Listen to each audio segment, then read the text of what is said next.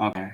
So when you sign up for Property Radar, if you do it on your own, it's just like you only see your stuff, right? We have a team account, and I'm trying to figure out a way with Abdul to do it, but we're asking people to pay up front for the whole thing because we don't want to chase people for their monthly account. We don't want to be we can't be billed separate. It's like the company has to pay for it, or that's it. There's no way around it, as far as we know. So the way we're using Property Radar as a team is that it's all right over here. Doesn't really make too much of a difference. Go. So I've created a bunch of lists, and they're right here.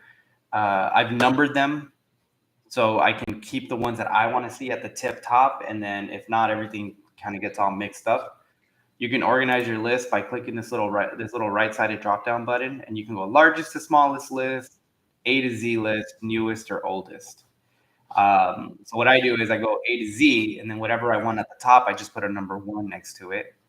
If I want to switch them around, like 1A, 1B, things like that. So we have the 7 days, 14 days, 90 days, all of them all together. And what I really love about it is that when we're in here and we're working with properties, and I've mapped out all of Southern California because we have people that are knocking down by Southgate all the way to like Beaumont, Banning, Moreno Valley, and then even down to like Temecula area. If we hit a property, I've asked everybody to put in their notes under my info. So it lets me know. Let's see here. Who's making noise? Raul. There we go. All right, got it. We can put our notes here so I can see it. So then I like to put, it dates it, but it doesn't timestamp it, which is I wish it would timestamp it. But and then we ask people to put their name at the very end of it. So like this one here spoke to the sister. They said it's been resolved. The attorney's involved. Being foreclosed on by the first position lender who loaned. Blah blah blah.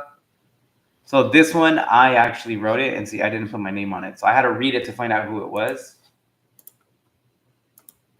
But I can go in there and edit it. We can put pictures in here as well for photos. So if you're out in the field and you see a property that's all jacked up and who knows what, you can put pictures on there, and then it pops up under contacts.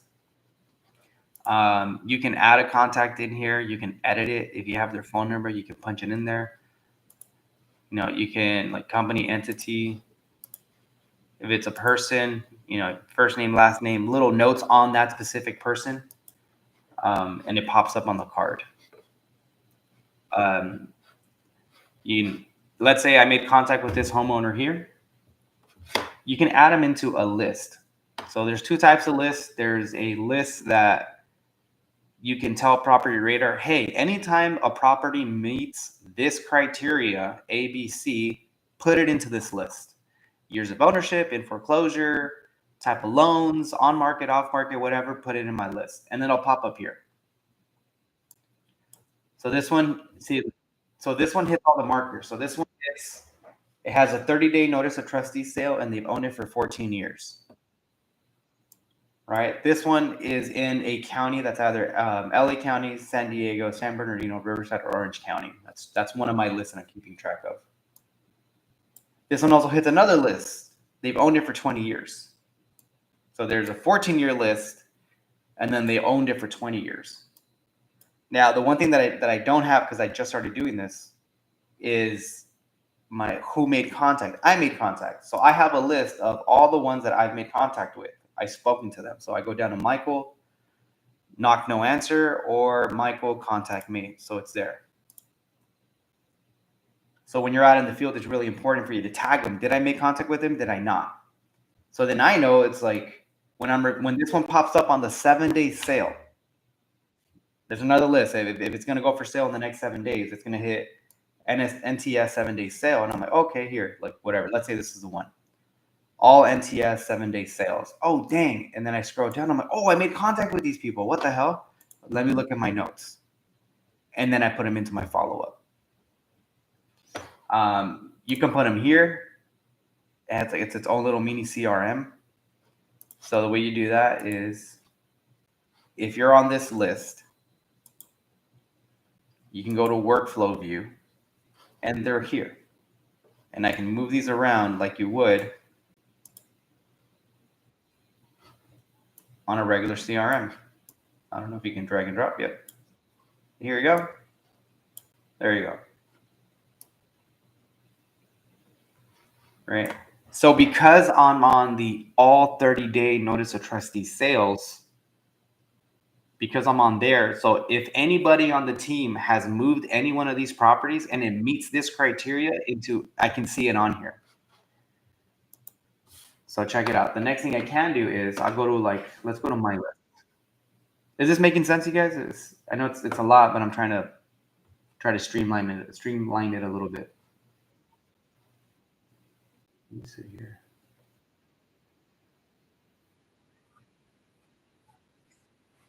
So here, for example, contact made.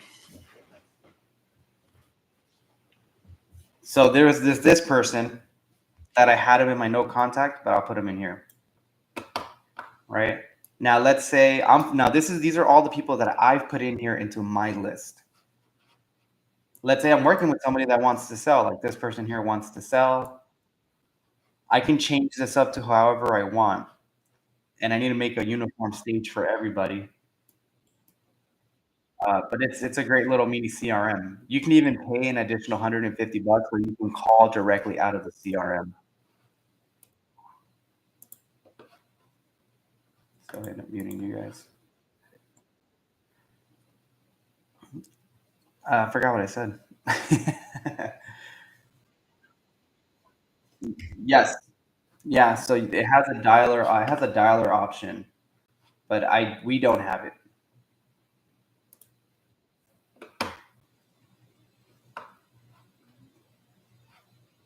Let me see here.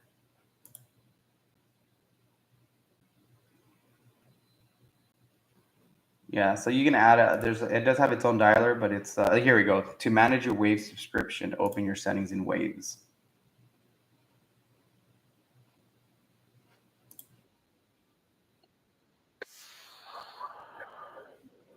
You don't need the dialer. If you're dialing like 1,000 people, maybe you want to use a 3-line dialer. But if not, yeah. But it is an option. You can call, you can text, you can email, you can set up a list where you can even send mailers. So if it hits, and that's what we're gonna do. If it hits like a certain criteria, like for me, all the 14-year owned here, I would want to. There we go. So I would want to turn on here, and then maybe I want to set up a direct mail.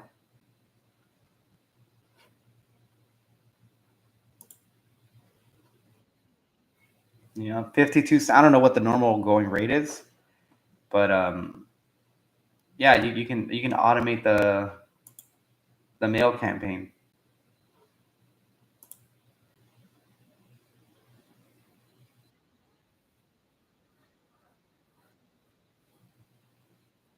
$0.52.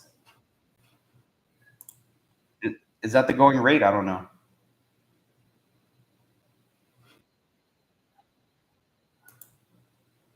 Yeah.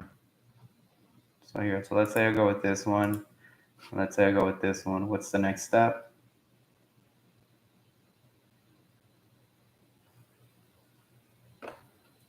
There, save and close. Next step.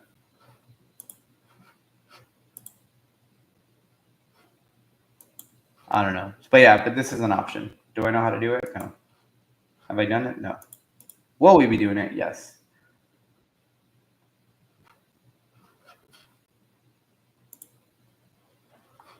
But that's it. Does anyone have any questions about Property Radar while I'm on this subject here? I'm over by like 20 minutes.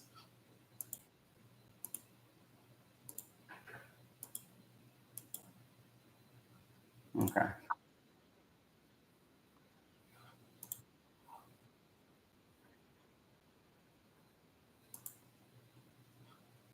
I need to talk to Abdul about it because there's a lot of people that want to get onto the teams. But the thing is, we would have you guys pay for the whole year up front. Abdul and I, we paid like $8,000, $9,000 or whatever it was for the year up front, and that only gave us 10 seats. And if we want to add any more seats, then we have to pay. But the thing is like we're doing 10 people for free. We're giving it out for free. We're not charging anybody for our Property Radar accounts. So let me talk to Abdul and see if he wants to bring people on, because I know in November we're gonna have to pay again, and that might be when we onboard anybody that wants to join with us on the company account.